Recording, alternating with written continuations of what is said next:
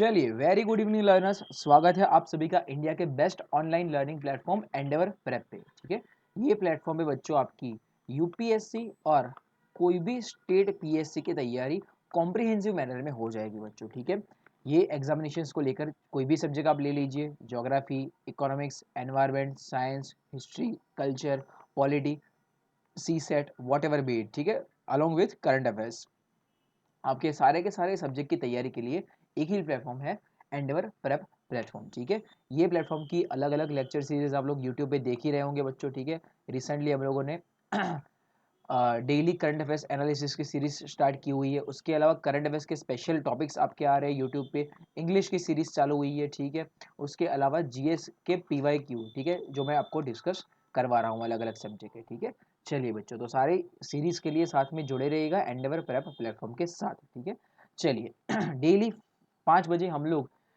ये अलग अलग जीएस के सब्जेक्ट के पीवाई क्यू डिस्कस कर रहे हैं टॉपिक वाइज। ठीक है, जैसे मंडे हमारा रहता है साइंस, ट्यूसडे रहता है ज्योग्राफी, वेडनेसडे रहता है इंडियन पॉलिटी, थर्सडे रहता है इकोनॉमी, फ्राइडे रहता है एनवायरमेंट एंड इकोलॉजी और सैटरडे रहेगा अपना हिस्ट्री। ठीक है, ये जो सारे इंपॉर्टेंट सब्जेक्ट है उसके सारी स्टेट पीएससी के इंपॉर्टेंट पीवाई क्यू हम लोग डिस्कस करेंगे। ठीक है, रैंडमली नहीं, वो भी टॉपिक बाई टॉपिक। ठीक है, टॉपिक बाय टॉपिक, जैसे साइंस में मैंने करवाया, साइंस में हम लोगों ने चालू किया हुआ है बायोलॉजी बच्चों। ठीक है, आपको ध्यान में होगा, जिन्होंने नहीं दिखा प्लीज जाके देख लीजिए।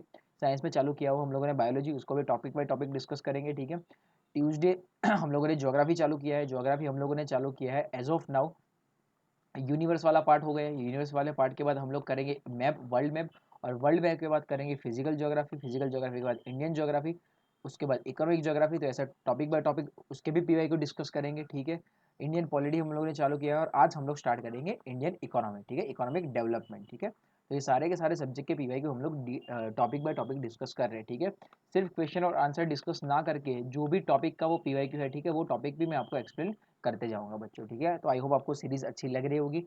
चलिए, तो स्टार्ट करते हैं आज का इकोनॉमी का पीवाई क्यू डिस्कशन। ठीक है, इकोनॉमी में आज हम लोग देखेंगे प्राइमरी सेक्टर। ठीक है, अब इकोनॉमी कौन से फ्लो में हम लोग कवर करेंगे, तो इकोनॉमी ये बेसिक फ्लो में कवर करेंगे बच्चों। ठीक है, कहीं से भी आप अगर इकोनॉमी पढ़ रहे हो ना, तो ट्राई कीजिएगा ये फ्लो में आप पढ़ो। ठीक है, कि भाई सबसे पहला मेन टॉपिक रहेगा मेजर आपका primary sector, secondary sector, tertiary sector और इकोनॉमी के इश्यूज। ठीक है, इस फॉर्मेट में आप पढ़िएगा। जैसे प्राइमरी सेक्टर की बात करें इकोनॉमी के, तो प्राइमरी सेक्टर में आता है आपका एग्रीकल्चर,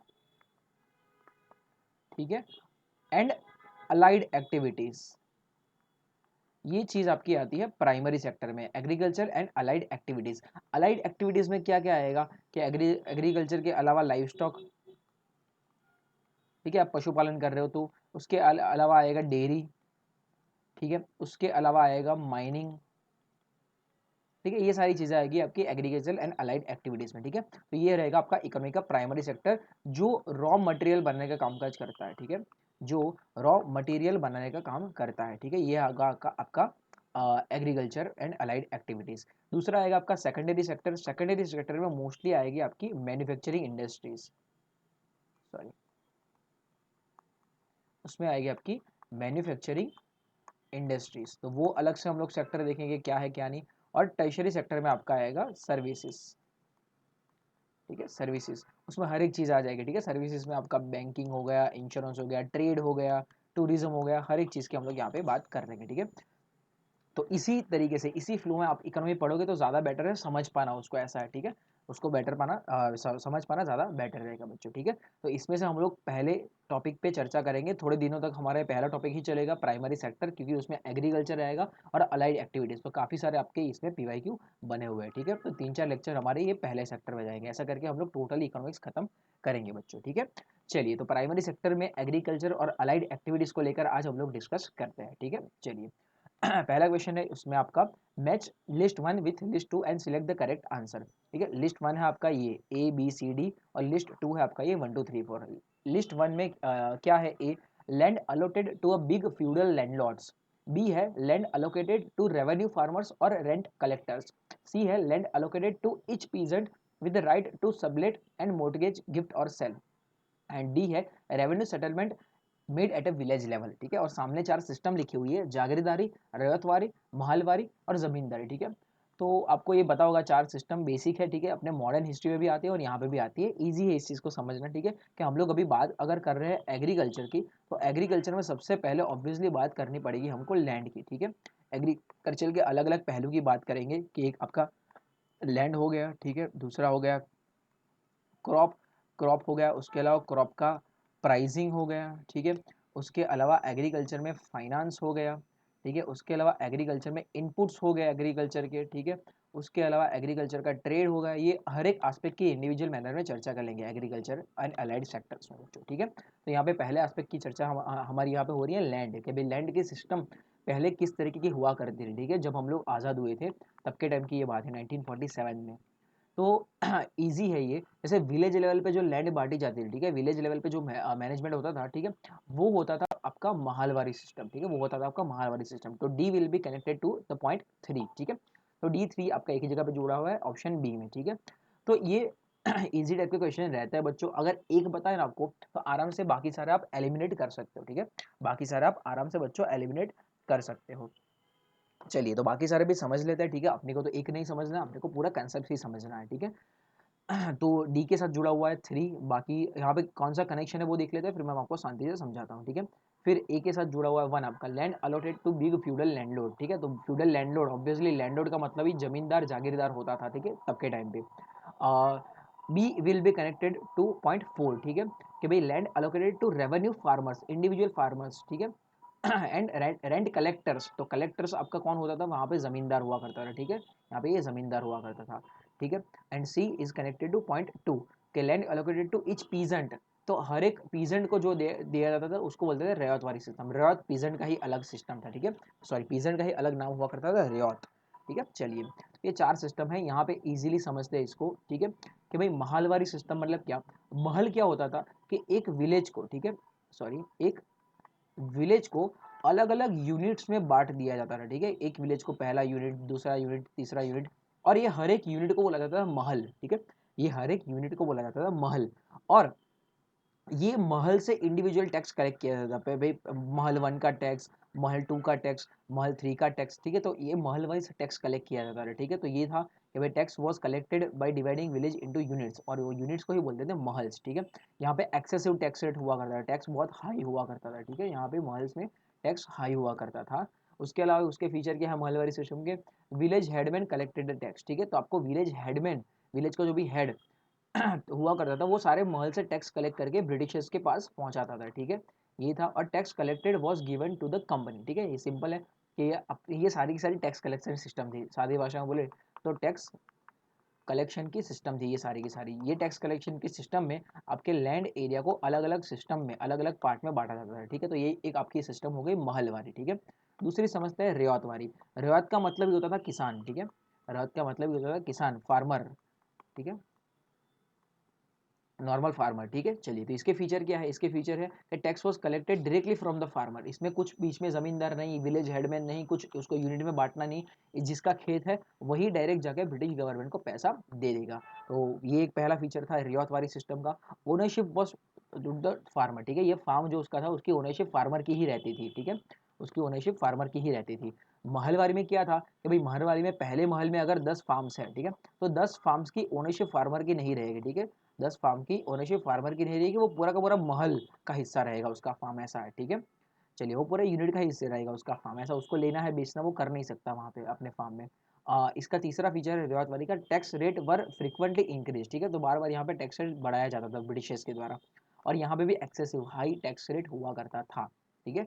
चलिए, ये था अपना रियायतवादी सिस्टम। और तीसरा है परमानेंट सेटलमेंट करके एक हुआ करता है, ठीक है, परमानेंट सेटलमेंट करके हुआ करता था, जिसमें जमींदार, ठीक है, अगर एक विलेज है, विलेज में अगर ये इतने फार्म है, ठीक है, 4-5 फार्म है, तो ये पूरे फार्म जमींदार के अंडर में रखे जाते हैं, ठीक है, ये सारे के सारे फार्म्स जमींदार के अंडर में रखे जाते थे, ठीक है।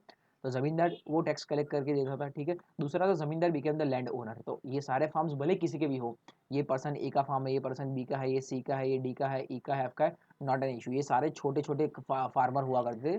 तो ये सारे फार्मर का ओनर डायरेक्टली जमींदार ही बन जाता था, भले ही इनका ओनरशिप है पर इनका ओनरशिप उतना चलता नहीं था, ऐसा, ठीक है। चलिए, the collected 60% of the yield as a tax, ठीक है, जितना भी अगर 100 रुपये का सामान उगा हो, 100 रुपये के सामान में से 60% ब्रिटिश गवर्नमेंट ले जाती थी, ठीक है, 60% ब्रिटिश गवर्नमेंट ले जाती थी, बाकी 30% जमींदार रखता था और मुश्किल से 10%, ठीक है, वो कमाई का 10% फार्मर को मिलता था। तो इस तरीके से कुछ रेशियो था आपका। Tax was compulsory, compulsory tax था ही था, ठीक है, कि आपका फसल उगा है नहीं उगा है, आपको टैक्स आके जमा करना है, ठीक है। चलिए, और tax was paid in A cash, cash में आपका टैक्स पे किया है। ये था परमानेंट सेटलमेंट सिस्टम, कि भाई परमानेंटली इतना टैक्स तो पे करना ही करना है आपको बच्चों, ठीक है। चलिए, तो ये थी टैक्स कलेक्शन सिस्टम ब्रिटिशर्स के टाइम की, इस तरीके से ज़मीनों को बांटा गया था, ठीक है। और थोड़ा उसके बारे में जानते हैं कि भाई ये परमानेंट सेटलमेंट सिस्टम थी, वो 1793 में लाई गई थी। किसके द्वारा? ये चार्ल्स कॉर्नवालिस द्वारा लाई गई थी, ठीक है, चार्ल्स कॉर्नवालिस द्वारा लाई गई थी। महलवारी सिस्टम 1887 1787 में लाई गई थी, ये हॉल्ट मैकेंजी द्वारा लाई गई थी बच्चों, ठीक है। और रेयत वाली सिस्टम 1820 में लाई गई थी, कौन सी? थॉमस मुनरो द्वारा लाई गई थी, ठीक है। चलिए, इसको ध्यान में रखिएगा। रेवतवारी बॉम्बे में इम्प्लीमेंट की गई थी, महालवारी यूपी और पंजाब में इम्प्लीमेंट की गई, जबकि परमानेंट सेटलमेंट बंगाल और बिहार में इंट्रोड्यूस की गई थी, ठीक है। चलिए, तो ये बेसिक 3 सिस्टम आप ध्यान में रखिएगा, इससे हम लोगों ने इजीली इसको कलेक्ट किया कि भाई विलेज लेवल पे जो काम होता था वो महालवारी था, क्योंकि उसको महल्स या फिर यूनिट्स में बांटा जाता था बच्चों, ठीक है। चलिए, तो आपका ये पहला क्वेश्चन, क्वेश्चन के साथ साथ हम लोगों ने कंसेप्ट भी बहुत अच्छे से बच्चों यहाँ पे समझ लिया है। नेक्स्ट आगे बढ़ते हैं दूसरे क्वेश्चन की तरफ। With reference to measures of tenancy reform in India, which of the statement is और are correct? Regulation of rent, security of tenure, conferment of ownership on tenant, ठीक है। चलिए, तो ये क्या था बेसिकली, जब अपना देश आज़ाद हुआ, ठीक है, तब सपोज के ये फार्म्स हुआ करते थे, ये फार्म्स हम लोग टेनेंसी रेंट पे देते थे, ठीक है, ये फार्म्स हम लोग रेंट पे देते थे। तो यहाँ पे रेंट वाली सिस्टम बहुत ही ज़्यादा इरेगुलर हो रखी थी तब के टाइम पे, ठीक है, ये बहुत ही ज़्यादा इरेगुलर हो रखी थी। तो ये चीज़ को, ठीक है, ये चीज़ को सिस्टमेटिक नेचर में लाने के लिए हम लोगों ने इंडिया में टेनेंसी रिफॉर्म लाए थे, ठीक है। अगर अगर फार्म आप रेंट पे दे रहे हो किसी को, ठीक है, कि भाई ये मेरा फार्म है, मेरा फार्म है, मैं यहाँ पे खेती नहीं कर पा रहा हूँ, तू मेरे बिहाफ पे यहाँ पे खेती कर रहे, मुझे कुछ ना कुछ अमाउंट तो पे कर देना, ठीक है, जितना भी उपज होगा उसका कुछ ना कुछ अमाउंट पे कर देना। तो ये टेनेंसी पे हम लोगों ने कुछ ना कुछ रिफॉर्म लाया, ठीक है। तो रेगुलेशन ऑफ रेंट ऑब्वियसली उसका हिस्सा था। सिक्योरिटी ऑफ टेन्योर, ठीक है, सिक्योरिटी ऑफ टेन्योर मतलब क्या? मैं तुझे खेत रेंट पे दे रहा हूँ, ठीक है, पर ये सिर्फ 1 साल के लिए होगा या फिर सिर्फ 2 साल के लिए होगा, तो ये टेन्योर फिक्स रहेगा, ठीक है, इसके इधर उधर किया नहीं जा सकता। ऐसा नहीं कि 2 साल तक उसने आपका रेंट का खेत यूज किया उसके बाद बोले ये उसकी ओनरशिप मेरी है, नहीं भाई, ऐसा नहीं चलेगा, ठीक है। तो टेन्योर फिक्स की जाती थी कॉन्ट्रैक्ट में। और स्टेटमेंट 3 है conferment of ownership on tenant, ठीक है। ओनरशिप यहाँ पे बहुत इश्यू रहता था, ठीक है, कि अगर 4-5 साल से कंटिन्यूसली आपके फार्म पे, ठीक है, ये फार्म आपका है, आपने कोई एक्स पर्सन को रेंट पे दे के रखा है, ये आपका कुछ ना कुछ रेंट आपको पे करता है, 4-5 साल तक ये अगर वहाँ पे खेती करेगा, ठीक है, तो ये अपनी ओनरशिप वहाँ पे क्लेम करने लगता था कि भाई मैं इतने सालों से खेती कर रहा हूँ, ओनर तो आके देख ही नहीं रहा, तो ये फार्म मेरा है, ऐसा करके, ठीक है, इलीगली डॉक्यूमेंट को इधर उधर करके ये अपनी ओनरशिप वहाँ पे क्लेम करता था। ये चीज़ ना हो, उस चीज़ का भी यहाँ पे ध्यान रखा गया था टेनेंसी रिफॉर्म में, ठीक है। तो ऑप्शन डी आपका राइट होगा कि टेनेंसी रिफॉर्म में हर एक चीज़ का ध्यान रखा गया था, ठीक है। टेनेंसी रिफॉर्म का मेन एम क्या था? मेन एम था रीडिस्ट्रीब्यूटिंग ओनरशिप होल्डिंग, ठीक है, रीडिस्ट्रीब्यूटिंग ओनरशिप होल्डिंग। इसका क्या मतलब? इसका मतलब ये कि जब अपना देश आज़ाद हुआ था तो बहुत बड़े बड़े, ठीक है, बहुत बड़े बड़े खेत, ठीक है, जिसमें ये बहुत बड़ा ज़मीन है, इसमें अलग अलग साइज़ के खेत हो गए, ठीक है, इसमें अलग अलग साइज़ के खेत हो सकते थे।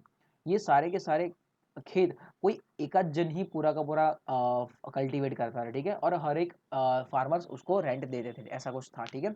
तो नहीं भाई, यहाँ पे ओनरशिप है ना, वहाँ पे ओनरशिप बहुत इनइक्वली डिस्ट्रीब्यूटेड थी, कि भाई बहुत बड़ी बड़ी जगह पे बस 1 या 2 जन की ही ओनरशिप थी, ठीक है। तो ये चीज़ को रीडिस्ट्रीब्यूट किया गया कि नहीं भाई, यहाँ पे 15 अलग अलग खेत है तो 15 अलग अलग जन को बांटे जाने चाहिए, ठीक है। तो ये था। उसके अलावा इंटरमीडिएट्स को एबोलिश किया गया, ठीक है, कि भाई ये फार्म है, ये फार्म का ओनर है, और यहाँ पे टेनेंट है, ठीक है, जो जो जो खेत खेत रेंट पे ले रहा है वो, ठीक है। तो बीच में कोई भी इंटरमीडिएटरी नहीं होनी चाहिए, ठीक है, वो आप फालतू में पैसा लेगा, कमीशन लेगा, कुछ इधर उधर इलीगल एक्टिविटीज़ में हेल्प करेगा, नहीं भाई। तो ये इंटरमीडिएट वाली सिस्टम ही निकाली गई, ठीक है।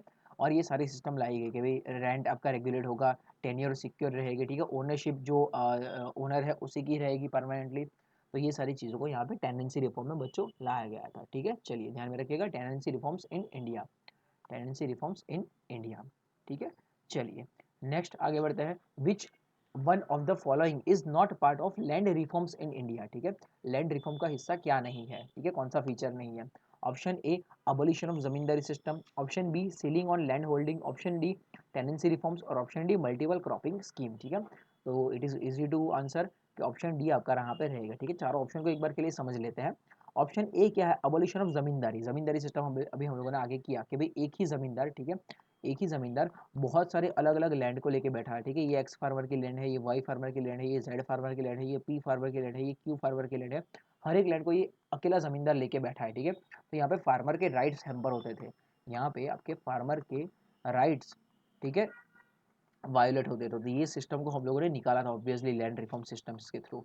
तो अबोलिशन ऑफ जमींदारी तो ये पार्ट था अपने लैंड रिफॉर्म का। सीलिंग ऑन लैंड होल्डिंग, ठीक है, कि अगर एक्स पर्सन है, ठीक है, ये एक्स पर्सन है, एक्स पर्सन के पास 1000 एकड़ जमीन है, ठीक है, इसके पास 1000 एकड़ जमीन है, और बाकी सारे Y Z P Q person है, ठीक है, इनके पास इंडिविजुअली आधा एकड़, 1 एकड़, 5 एकड़, 10 एकड़ ऐसी जमीन है। ठीक है, तो यहाँ पे लैंड डिस्ट्रीब्यूशन अनइक्वल था। ठीक है, तो ये लार्ज लैंड होल्डिंग पे कैप लगाई गई थी कि भाई एक इंसान समथिंग समथिंग एकड़ के ऊपर लैंड एक्वायर नहीं कर सकता। ठीक है, तो ये भी अपना पार्ट था लैंड रिफॉर्म्स का। ठीक है, टेनेंसी रिफॉर्म्स, ये तो हम लोगों ने जस्ट आगे देखा कि भाई टेनेंसी रिफॉर्म था कि क्योंकि किसी को रेंट पे दे रहे हो आपकी लैंड, ठीक है, तो आपका टेन्योर फिक्स होना चाहिए, आपका रेंट फिक्स होना चाहिए, ये होना चाहिए, वो होना चाहिए। तो ये टेनेंसी रिफॉर्म्स भी अपने लैंड रिफॉर्म्स के पार्ट 3। ठीक है, ये अपना पार्ट नहीं था लैंड रिफॉर्म का। मल्टीपल क्रॉपिंग, मल्टीपल क्रॉपिंग क्या होता है कि भाई एक खेत है, ठीक है, एक खेत के एक पट्टे में आपने एक्स क्रॉप उगाया है, दूसरे पट्टे में आपने वाई क्रॉप उगाया है, तीसरे पट्टे में आपने जेड क्रॉप उगाया है, ठीक है, चौथा पट्टा खाली रखा है कोई एक्स वाई जेड चीज़ की वजह से, कि भाई स्टोरेज के पर्पज से। तो ये एक ही खेत में आप अलग अलग जब क्रॉप उगाओगे तो उसको बोलते हैं मल्टी क्रॉप सिस्टम। ठीक है, या फिर उसको बोलता है मिक्स क्रॉप सिस्टम। ठीक है, मल्टी क्रॉप या फिर मिक्स क्रॉप सिस्टम। तो इसका ज़रूरत नहीं था, ये तो उल्टा अच्छी चीज़ है। ठीक है, इसको निकालने या फिर इसको रिफॉर्म करने की ज़रूरत नहीं थी। तो option D was not part of the land reform system of India. ठीक है, चलिए बच्चों, तो यहाँ पर ऑप्शन डी ध्यान में रखिएगा। चलिए यही सारा जो मैंने डिस्कशन किया हुआ वही यहाँ पे लिखा हुआ है बच्चों। ठीक है, चलिए नेक्स्ट क्वेश्चन की तरफ आगे बढ़ते हैं। Which one which one among the following is not an objective of food management in India. ठीक है, तो लैंड मैनेजमेंट तो होता ही था, ठीक है, एग्रीकल्चर और एलाइड एक्टिविटीज का एक पार्ट है लैंड मैनेजमेंट, जिसके कुछ एक एस्पेक्ट सब लोगों ने देखे। लैंड मैनेजमेंट के अलावा ऑब्वियसली फूड मैनेजमेंट भी होता ही होगा इंडिया में। ठीक है, क्योंकि एग्रीकल्चर का एक ही लौता पर्पज है फूड प्रोडक्शन। ठीक है, एग्रीकल्चर का एक ही लौता पर्पज है फूड प्रोडक्शन। ठीक है, फूड सिक्योरिटी मिल पाएगी इससे आपको मिल पाएगी फूड सिक्योरिटी, खाने पीने की व्यवस्था हो जाएगी देश की। तो फूड प्रोडक्शन, तो ऑब्वियसली फूड मैनेजमेंट भी आपके एग्रीकल्चर और अलाइड एक्टिविटी का एक टॉपिक है। ठीक है, तो फूड मैनेजमेंट का ऑब्जेक्टिव नीचे के ऑप्शन में से क्या नहीं था। ठीक है, option A is distribution of food grains, option B is procurement of food grains, option C is maintenance of food grains buffer stock, option D is export of food grains, और option E is none of the above. ठीक है, चलिए ये BPSC में इस तरह के questions आते थे। ठीक है, कि भाई 5 ऑप्शंस आपके रहते हैं। ठीक है, चलिए तो इसमें से क्या फूड मैनेजमेंट का पार्ट नहीं था, एक एक करके समझते हैं। डिस्ट्रीब्यूशन ऑफ फूड ग्रेन, ठीक है, डिस्ट्रीब्यूशन ऑफ फूड ग्रेन मतलब क्या, सपोज करके ये इंडिया है बच्चों। ठीक है, फॉर एन एग्जाम्पल ये इंडिया है, यहाँ पे अलग अलग स्टेट है। अभी सरलता के लिए मान लेते हैं कि भाई इंडिया ये 4-5 स्टेट में बटा हुआ है, ये स्टेट 1, ये स्टेट 2, ठीक है, सरलता के लिए मान लेते हैं स्टेट 3 और ये स्टेट 4। ठीक है, स्टेट 4 के पास बहुत ज़मीन है। ठीक है, तो ये 1000 किलो जितना अनाज उगाता है। ठीक है, 1000 किलो अनाज उगाता है। स्टेट 2 के पास उतनी ज़मीन नहीं है, बस वो 100 या फिर 10 किलो जितना अनाज उगा पाता है, पर उसकी रिक्वायरमेंट तो 50 किलो की है। ठीक है, अब इसकी रिक्वायरमेंट सिर्फ और सिर्फ 500 किलो की है, इसकी रिक्वायरमेंट सिर्फ 500 किलो की है स्टेट 4 की। तो स्टेट 4 के बाद और 500 किलो एक्स्ट्रा बचेगा, तो वो और एक्स्ट्रा 500 किलो अलग अलग स्टेट में बांट सकता है ऑब्वियसली, और बांटना ही चाहिए। तो ही आपका फूड मैनेजमेंट हो पाएगा इंडिया में। तो obviously distribution of food grain was a part of food management system. Option B procurement of food grains. ठीक है, तो ऐसा है, ये डिस्ट्रीब्यूशन करने के चक्कर में, ये डिस्ट्रीब्यूशन करना है गवर्नमेंट को। ठीक है, ये गवर्नमेंट ही सारा कामकाज करेगी, तो गवर्नमेंट को डिस्ट्रीब्यूट करने के लिए उसको प्रोक्योर तो करना पड़ेगा कि एक्स स्टेट के पास से फूड खरीदा, वाई स्टेट के पास से खरीदा, जेड स्टेट के पास से खरीदा। ठीक है, यहाँ पे सारा जो भी अमाउंट का फूड है, ए अमाउंट का फूड कलेक्ट किया, फूड ग्रेन्स, और फिर उसको डिस्ट्रीब्यूट किया। तो डिस्ट्रीब्यूशन का एक पार्ट ही है प्रोक्योरमेंट। तो this was also a part of food management system, option B. Option C is maintenance of food grain buffer stock. अब ऐसा है कि भाई सरकार अगर एक साल में 1000 किलो जितना अनाज प्रोक्योर कर रही है, ठीक है, सरकार को पता है कि भाई देश में 950 किलो की ही रिक्वायरमेंट है। ठीक है, तो 50 किलो वो जानबूझ के बफर में रखेगा। ठीक है, 50 केजी वो जानबूझ के बफर में रखेगा। ठीक है, या फिर कट टू कट रिक्वायरमेंट है फिर भी समथिंग अमाउंट ऑफ फूड वो बफर में रखेगा। क्यों? क्योंकि भाई क्राइसिस के टाइम पे इसकी ज़रूरत पड़ सकती है, ठीक है। कुछ भी महामारी आ गई, ठीक है, कोविड जैसी, या फिर अर्थक्वेक हुआ, खाना पीना नहीं होगा, या फिर क्रॉप का ही आपका नाश हो गया, ठीक है, कुछ पेस्ट अटैक हुआ और आपका पूरा का पूरा क्रॉप ही नष्ट हो गया। तो ऐसे कोई भी क्राइसिस आ सकते हैं, वो क्राइसिस से बचने के लिए सरकार हमेशा फूड स्टॉक बफर में रखती ही रखती है। अपने घर में भी तो अपने रखते हैं, ठीक है, अपने घर में भी तो अपने रखे रखते हैं। तो ये तो बेसिक कंसेप्ट है बच्चों, ठीक है, सर्वाइवल का। तो obviously maintenance of buffer stock was also a part of food management system. Option D है एक्सपोर्ट ऑफ फूड ग्रेन्स। तो नहीं भाई, ये ज़रूरी नहीं था कि फूड ग्रेन को आप एक्सपोर्ट करो ही करो, ठीक है। अपना प्राइमरी ऑब्जेक्टिव क्या था कि भाई फूड उगाना है, उसको मैनेज करना है, उसको अलग अलग स्टेट में बांटना है ताकि सबका पूरे भारत का पेट भर सके, ठीक है। उसको एक्सपोर्ट करना was not a primary objective, ठीक है। चलिए, तो यहाँ पे आपका ऑप्शन रहेगा option D, export of food grains. चलिए, तो ये हम लोगों ने अच्छे से समझा क्वेश्चन बच्चों, ध्यान में रखना, ठीक है। इकोनॉमिक्स के क्वेश्चन बच्चों बहुत ज़्यादा सिंपल होता है, ऐसा है, ठीक है। ऐसा समझ लो, ठीक है, पूरे देश पे अप्लाई करने से पहले, ठीक है, वो कंसेप्ट को पूरे देश पे अप्लाई करने से पहले वो कंसेप्ट को अपने घर पे अप्लाई करके देखो, ठीक है। वो कंसेप्ट को अपने घर पे अप्लाई करके देखो, चाहे वो एग्रीकल्चर की बात हो, चाहे वो मनी की बात हो, ठीक है, चाहे वो इन्वेस्टमेंट की बात हो, कोई भी कंसेप्ट हो ना, अपने घर पे अप्लाई करके देखो। अपने घर पे ऐसा कुछ होता है, वैसा कुछ होता है, ठीक है, खाना पीना बफर में होता है, नहीं होता है, कुछ भी XYZ, तो आप इजीली समझ पाओगे। जो चीज़ जिस तरीके से घर चलता है, ऑब्वियसली उसी तरीके से पूरा देश चलता है। वो अलग चीज़ है, वहाँ पे रेगुलेशंस, रूल्स, एक्ट वगैरह सिस्टम बनी हुई है, ठीक है। घर में ऐसा कुछ एक्ट और रूल्स नहीं है, बट हम लोग कुछ एक एस्पेक्ट तो फॉलो करते हैं बच्चों, ठीक है। तो ईजी है अंडरस्टैंड करना इकोनॉमिक्स बच्चों, ठीक है। चलिए, आगे बढ़ते हैं नेक्स्ट क्वेश्चन की तरफ। Which of the following factors और policies were affecting the price of rice in India in recent past, ठीक है, कि भाई पिछले सालों में राइस की प्राइस को, ठीक है, राइस, चावल, पैडी, ठीक है, किस तरीके से रेगुलेट किया गया है, कौन कौन सी चीज़ें हैं जो उसको कंट्रोल करती है, ठीक है। उसके पहले आप बच्चों एक फैक्ट, अगर इसके बीच में आप डिफरेंस बताओ पाओ कि पैडी किसको बोलते हैं और राइस किसको बोलता है बच्चों, ठीक है। पैडी क्या होता है, राइस क्या होता है, ठीक है। इसका डिफरेंस आप मुझे कमेंट सेक्शन में बताओगे बच्चों, प्लीज़, ठीक है। इसका डिफरेंस मुझे आप कमेंट सेक्शन में बताओगे भाई पैडी क्या होता है और राइस क्या होता है, ठीक है। चलिए, तो ये पैडी या फिर राइस की प्राइस को क्या चीज़ अफेक्ट करती है। पहला है MSP, मिनिमम सपोर्ट प्राइस। दूसरा है गवर्नमेंट का ट्रेडिंग। तीसरा है गवर्नमेंट का स्टॉक पाइलिंग और चौथा है कंज्यूमर की सब्सिडी, ठीक है। चारों पहले तो चीज़ें समझते हैं क्या है।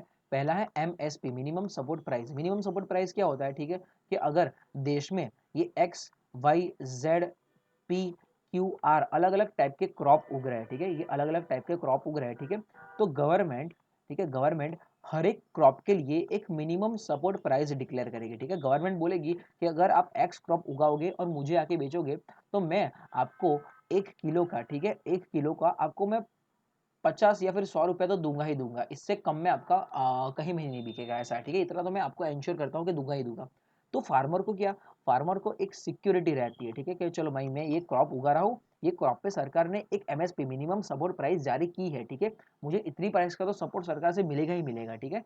तो ये एक सिक्योरिटी फीचर है, ये सिक्योरिटी मैकेनिज्म है, ठीक है, फार्मर को मिनिमम प्राइस मिल सके, ठीक है, ताकि उसका लॉस ना जाए कुछ भी हो तो इसको बोलते हैं MSP, ठीक है।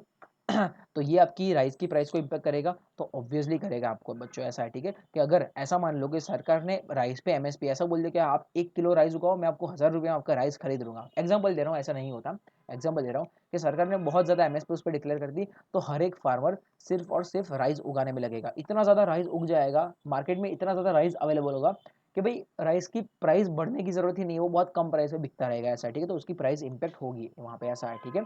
दूसरा है गवर्नमेंट का ट्रेडिंग।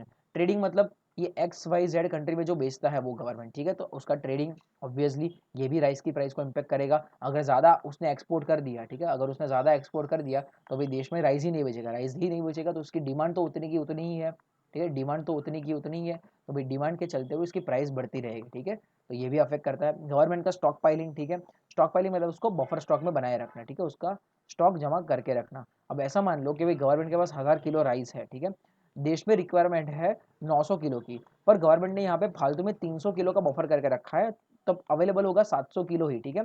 तो यहाँ पे 200 का गैप पड़ेगा बच्चों। गवर्नमेंट के पास 1000 किलो है, 1000 में से गवर्नमेंट ने 300 किलो बफर कर दिया, साइड पे रख दिया, और 700 किलो ही मार्केट में निकाला, पर मार्केट में डिमांड 900 किलो राइस की है, तो 200 का गैप पड़ेगा। ये 200 के गैप की वजह से प्राइस आपकी फ्लक्चुएट होगी, ठीक है। भाई मार्केट में है नहीं राइस, तो लोग तुरंत खरीदने निकलेंगे, तुरंत खरीदने के लिए कितनी भी प्राइस देने के लिए तैयार हो जाएंगे, तो आपकी प्राइस वेरिएट होगी। और लास्ट है कंज्यूमर सब्सिडी, ठीक है, कंज्यूमर सब्सिडी तो ऑब्वियसली, ठीक है, सब्सिडी है, अगर कहीं कोई स्टेट में, ठीक है, कोई एक्स स्टेट, सपोज के मान लो गुजरात, तो गुजरात में राइस पे सब्सिडी गवर्नमेंट दे रही है कि अगर 100 रुपये किलो राइस है, एग्जाम्पल दे रहा हूँ, ठीक है बच्चों, 100 रुपये किलो राइस है, उस पर मैं आपको 50 रुपये सब्सिडी दूंगा, तो आपको 50 रुपये ही चुकाना पड़ेगा, ठीक है। और दूसरा स्टेट मान लो महाराष्ट्र, ठीक है, महाराष्ट्र, वहाँ पे भी 100 रुपया किलो राइस की प्राइस है, प्राइस दोनों जगह पे सेम ही है, पर महाराष्ट्र गवर्नमेंट बोलेगी मैं आपको 80 रुपये की सब्सिडी दूंगा, आपको 20 ही रुपया चुकाना है, तो ऑब्वियसली महाराष्ट्र में राइस का कंजम्पशन ज़्यादा होगा, ठीक है, ऑब्वियसली कंजम्पशन ज़्यादा होगा, तो उससे प्राइस पे फर्क पड़ेगा बच्चों, ठीक है। तो भाई कंज्यूमर सब्सिडी से प्राइस पे फर्क पड़ता ही पड़ता है ऑब्वियसली, ठीक है। तो यहाँ पे ऑप्शन आपका D will be the right answer कि भाई चारों तरीके से, ये चारों चीज़ों से प्राइस ऑफ राइस पे फर्क पड़ेगा ही पड़ेगा देश में, ठीक है, और रिसेंट पास में पड़ा हुआ है बच्चों, ठीक है। चलिए, तो ये चारों चीज़ मैंने आपको डिटेल में समझा दी, ठीक है। यहाँ पे एक है ओपन मार्केट सेल स्कीम, ठीक है, मतलब वही है जो मैंने बोला आपको कि भाई अलग अलग स्टेट को ये बांटता है, ठीक है, अलग अलग स्टेट को ये डिस्ट्रीब्यूट करता है, यही ओपन मार्केट सेल स्कीम बच्चों, ठीक है। चलिए, ये कंसेप्ट ध्यान में रखिएगा। नेक्स्ट आगे बढ़ते हैं क्वेश्चन की तरफ। In India which of the following can be considered as a public investment in agriculture, ठीक है, तो एग्रीकल्चर में पब्लिक इन्वेस्टमेंट किसको बोला जाता है, ठीक है, ये क्या है वो पता होगा तो इजीली इसका आंसर कर पाओगे। पहला है fixing minimum support price for agriculture produce, दूसरा computerizing primary agriculture credit society, तीसरा सोशल कैपिटल डेवलपमेंट, चौथा free electricity supply to the farmer, sorry, पांचवा waiver of agriculture loans by banking system, और छठा setting up cold storage facility by the government, ठीक है। तो इसमें से किसमें किया गया इन्वेस्टमेंट को पब्लिक इन्वेस्टमेंट बोला जाएगा, ठीक है। चलिए, तो पहले तो आपको इसका मतलब पता होना चाहिए पब्लिक इन्वेस्टमेंट मतलब क्या। पब्लिक इन्वेस्टमेंट मतलब गवर्नमेंट जो भी हार्ड और सॉफ्ट इंफ्रा में इन्वेस्ट करती है, ठीक है, इन शॉर्ट इंफ्रास्ट्रक्चर में इन्वेस्टमेंट को पब्लिक इन्वेस्टमेंट बोला जाएगा, ठीक है। तो यहाँ पे आपका ऑप्शन स्टेटमेंट 2 कि भाई computerising of primary agriculture credit system, कि एग्रीकल्चर की जो लोन है वो पूरी की लोन वाली सिस्टम को कंप्यूटराइज कर दिया गया, ठीक है। तो यहाँ पे इंफ्रा आया, कंप्यूटर का यूज़ किया उसने।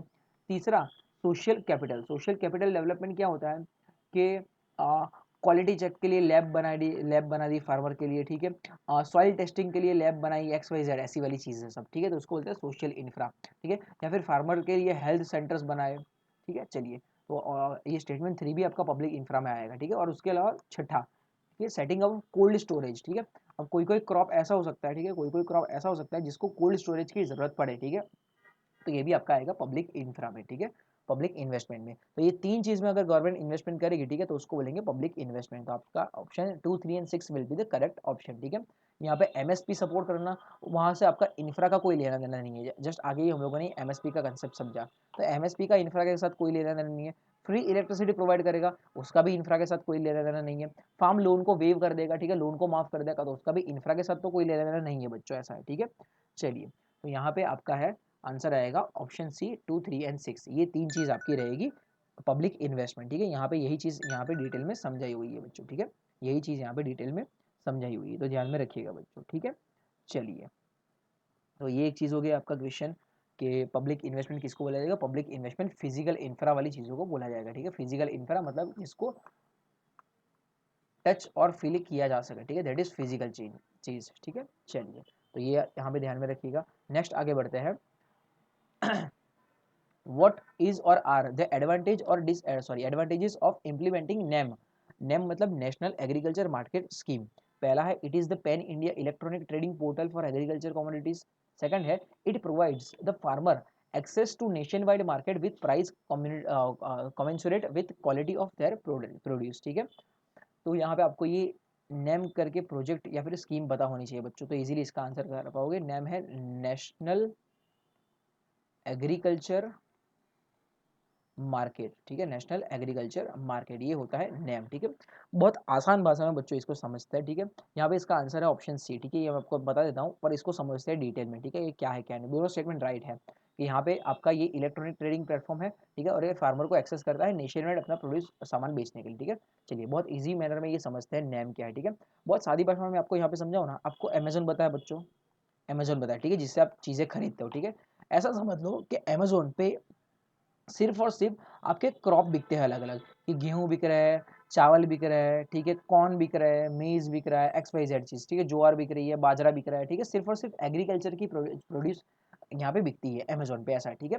तो अमेजोन, या फिर ये अमेजोन को ही अब समझ लो कि इसका नाम मैंने रख दिया NAM, नेशनल एग्रीकल्चर मार्केट, ठीक है। अमेजोन जैसी ही सिस्टम है। इसमें क्या होगा, इसमें एक जगह पे होगा आपका बायर, ठीक है, इसमें एक जगह पे होगा आपका बायर, ठीक है, वो डायग्राम में समझते हैं, ठीक है। इसमें एक जगह पे होगा आपका बायर, ठीक है।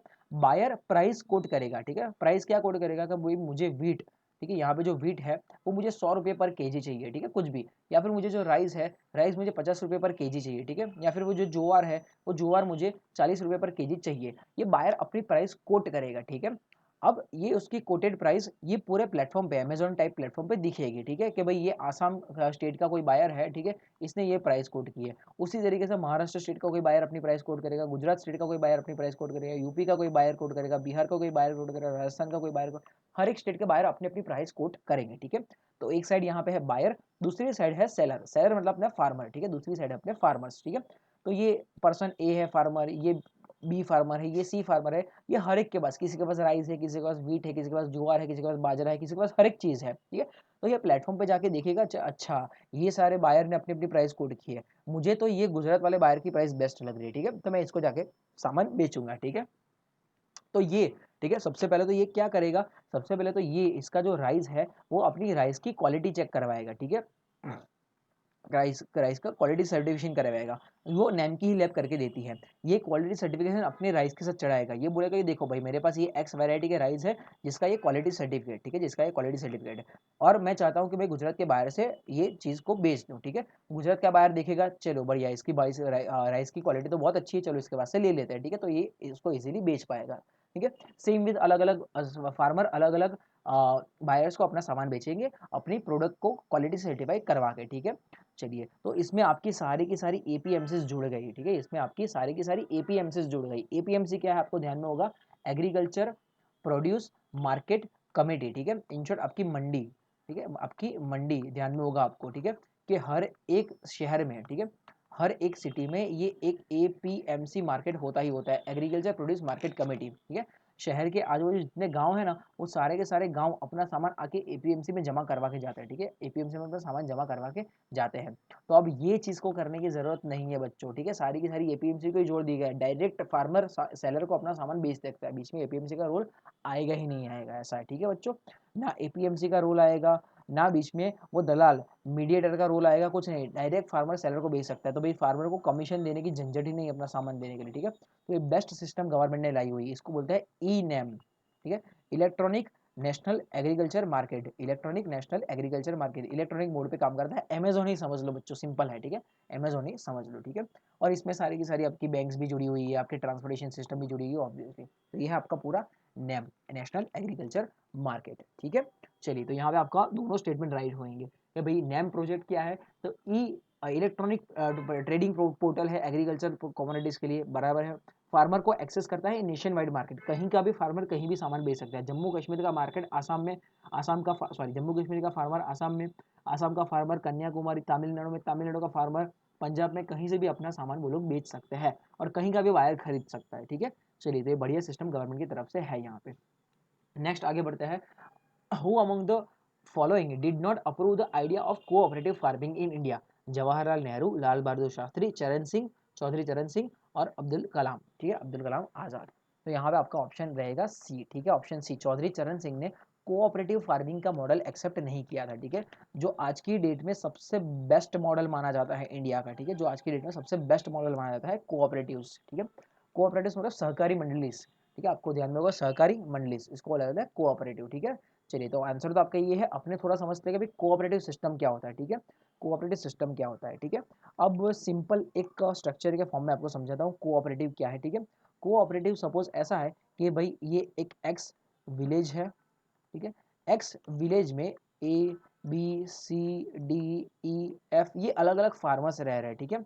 तो ये अलग अलग फार्मर्स ने मिलकर, ठीक है, अगर ये इंडिविजुअली अपना खेत जोतेंगे, यहाँ पे सामान लाएंगे, किसी को महंगा पड़ेगा, किसी को सस्ता पड़ेगा, कोई अपने खेत में सामान ला पाएगा नहीं ला पाएगा, ठीक है। तो ये सब ऐसा नहीं करते, ठीक है, इनके जो सारे के सारे फार्म्स है, एक का यहाँ पर है, एक का यहाँ पर है, एक का ये पूरा का पूरा फार्म है, एक का यहाँ पे छोटा सा फार्म है, एक का ये पूरा बड़ा लंबा फार्म है, ठीक है। तो ये A B C D E F जिनका जो अलग अलग फार्म है ना, तो किसी का छोटा फार्म है, किसी को वो इक्विपमेंट लाना, ट्रैक्टर लाना, ट्रेलर लाना महंगा पड़ सकता है, जबकि इसका फार्म बहुत बड़ा है, ये इजीली ला सकता है, ठीक है।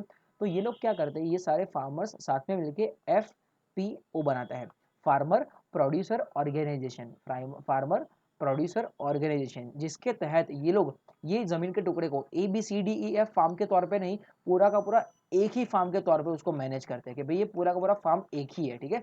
सब लोग अपने अपने हिसाब से पैसा देंगे कि भाई ए बंदा 100 रुपये दे पाया, बी बंदा 50 रुपये दे पाया, सी बंदा 1000 रुपये दे पाया, ठीक है, डी बंदा 500 रुपये दे पाया, ई बंदा कुछ रुपये दे पाया। तो सब अपने अपने हिसाब से यहाँ पे 1 लाख रुपये एग्जाम्पल के तौर पे इतना पूल जमा करेंगे और 1 लाख में से सारा सामान ला पाएगा। तो आप इतने सारे पैसे जमा हो गए, आपका ट्रैक्टर भी आ जाएगा, आपका फर्टिलाइजर भी आ जाएगा, आपका पेस्टिसाइड भी आ जाएगा, अच्छा है, बढ़िया है। तो ये पूरे के पूरे फार्म को फायदा होगा, ठीक है, ये पूरे के पूरे फार्म को फायदा होगा।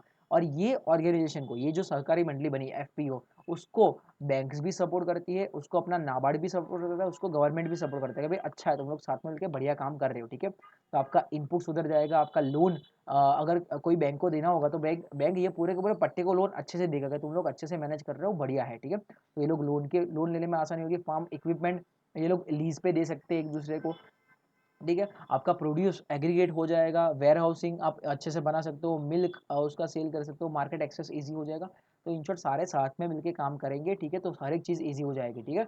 ये 4-6 बंदों में से एक बोलेगा चलो मैं मार्केट वाला हिस्सा देख लेता हूँ, ठीक है, ये चलेगा। दूसरा बंदा बोला मैं लोन वाला हिस्सा देख लेता हूँ, ठीक है। तीसरा बोलेगा मैं फर्टिलाइजर और जो भी इनपुट्स लाने हैं वो वाला काम देख लेता हूँ। चौथा बोलेगा मैं खेत में जो भी इधर उधर करना है कि भाई वीड्स उग गई उसको निकालना है, मैं वो पार्ट देख लेता हूँ, मैं इरिगेशन वाला पार्ट देख लेता हूँ। तो अच्छा है, सबकी स्किल्स साथ में मिलेगी, काम बढ़ जाएगा, तो बहुत एफिशिएंसी बढ़ जाएगी। और ये ABCDE अलग अलग जितना नहीं कर पाएंगे ना, उतना सारे साथ में मिलकर कर पाएंगे। तो ये होता है कोऑपरेटिव मॉडल, ठीक है, ये होता है कोऑपरेटिव मॉडल, ठीक है। तो कोऑपरेटिव फार्मिंग इसको बोला जाता है, ठीक है। तो ये चीज़ को अभी तो सरकार ने बहुत अच्छे से लीगलाइज कर दिया है, ठीक है। ये FPO बना के, फार्मर प्रोड्यूसर ऑर्गेनाइजेशन बना के सरकार ने ये चीज़ को लीगलाइज कर दिया है, ठीक है। बहुत ज़्यादा हेल्प मिलती है सरकार की तरफ से इस चीज़ में। तो ये बेस्ट चीज़ है बच्चों, ठीक है, फार्म को लेकर।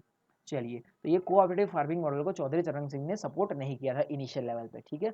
वो XYZ रीजन होंगे, उसकी चर्चा नहीं करनी, आपको ये कोऑपरेटिव फार्मिंग बच्चों पता होना चाहिए बच्चों, ठीक है। चलिए नेक्स्ट आगे बढ़ते हैं। What is meant by bullock capitalist, ठीक है। बुलॉक कैपिटलिस्ट किसको बोला जाता है कि भाई farmer who are poor, farmer who are rich, farmer who have some resources but are not rich, और farmer who are big zamindar, ठीक है। तो यहाँ पे आपका ऑप्शन सी है, ये फैक्ट है, इसमें कुछ लॉजिक नहीं है, बस फैक्ट है, आपको मैं बता के छोड़ दे रहा हूँ, ठीक है। कि कोई एक फार्मर है, ठीक है, कोई एक फार्मर है जिसके पास ये बड़ा सा खेत है, ठीक है, इसके पास बुलॉक मतलब बैल भी है, बुलॉक मतलब आपके होते हैं बैल, ठीक है, बुलॉक बैल्स भी है इसके पास, यहाँ पे फार्म में कुआं भी है, ठीक है, इसके पास यहाँ पे बड़ी ज़मीन है, यहाँ पे बढ़िया से उसने फेंसिंग करके रखी है, ठीक है। अलग अलग उसमें वो लकड़ियाँ उगाता है, अलग अलग ट्रीज के फॉर्म में लकड़ियाँ उगाता है, ये ट्रीज से उसको फ्रूट भी मिलते हैं, हर एक चीज़ है, ठीक है। कि भाई farmer who have some resources, resources बहुत सारे हैं पर वो उतना रिच नहीं है, ऐसा है, ठीक है, पर वो उतना रिच नहीं है पैसे के संदर्भ में, उसको बोला जाता है बुलॉक कैपिटलिस्ट, ठीक है, उसको बोला जाता है बुलॉक कैपिटलिस्ट, ठीक है। बस ये फैक्ट है, ध्यान में रखिएगा बच्चों, ये फार्मर है जिसके पास सब है पर वो पैसादार नहीं है, ठीक है। और ऐसा भी नहीं कि वो गरीब है, ठीक है, उसका मतलब ऐसा नहीं कि वो गरीब नहीं है, बस वो रिच नहीं है, ठीक है। चलिए, तो इसके सिंपल कंसेप्ट समझ लीजिएगा, ठीक है। चलिए बच्चों, तो आज हम लोगों ने पहला पार्ट खत्म किया, part 1 of agriculture and allied sector, और उसके 2-3 पार्ट करेंगे अलग अलग चीज़ें जिसमें आपकी डिस्कस होती जाएगी, ठीक है। तो इकोनॉमिक्स का ये बढ़िया सा आपका मेजर सेगमेंट प्राइमरी सेक्टर खत्म हो जाएगा। एंडेवर प्रेप प्लेटफॉर्म के टेलीग्राम चैनल को फॉलो कीजिएगा बच्चों, ठीक है, जहाँ पे आपके फ्री स्टडी मटेरियल मिलता रहेगा, लेक्चर्स की लिंक आपको मिलती रहेगी, फ्री में आपकी ये PDF सारे लेक्चर्स की आपको मिलती रहेगी बच्चों, ठीक है। उसके अलावा यूट्यूब चैनल पे फॉलो कीजिएगा, उसको मैंने आपको इनिशियल बता ही दिया कि आप यहाँ पे बहुत सारी अलग अलग लेक्चर सीरीज आपकी चालू हो चुकी है बच्चों, ठीक है। चलिए, तो यूट्यूब पे फॉलो कीजिएगा और टेलीग्राम पे, उसके अलावा ये सारे के सारे प्लेटफॉर्म पे आप एंडेवर प्रेप को फॉलो कर सकते हो, ठीक है। चलिए, तो बच्चों जुड़े रहेगा आपकी बच्चों UPSC या फिर कोई भी स्टेट PSC की तैयारी के लिए आपको कोई भी सब्जेक्ट रिवाइज कराना हो तो आपकी ये 5 PM वाली सीरीज में बहुत इजीली रिवाइज हो जाएगा। डेली प्लानिंग मैंने आपको ऑलरेडी बता के रखा है, मंडे से लेके सैटरडे तक हम लोग सारे major subject topic by topic discuss करेंगे, ठीक है। सीरीज लंबी चलेगी, उसका इशू नहीं है बच्चों, पर आपके कंसेप्ट मैं पक्का क्लियर करवा दूंगा, ठीक है। चलिए बच्चों, मिलते हैं नेक्स्ट लेक्चर में कल एनवायरमेंट और इकोलॉजी के PY क्यूज के साथ, तब तक के लिए पढ़ते रहिए, have a good day, goodbye बच्चों।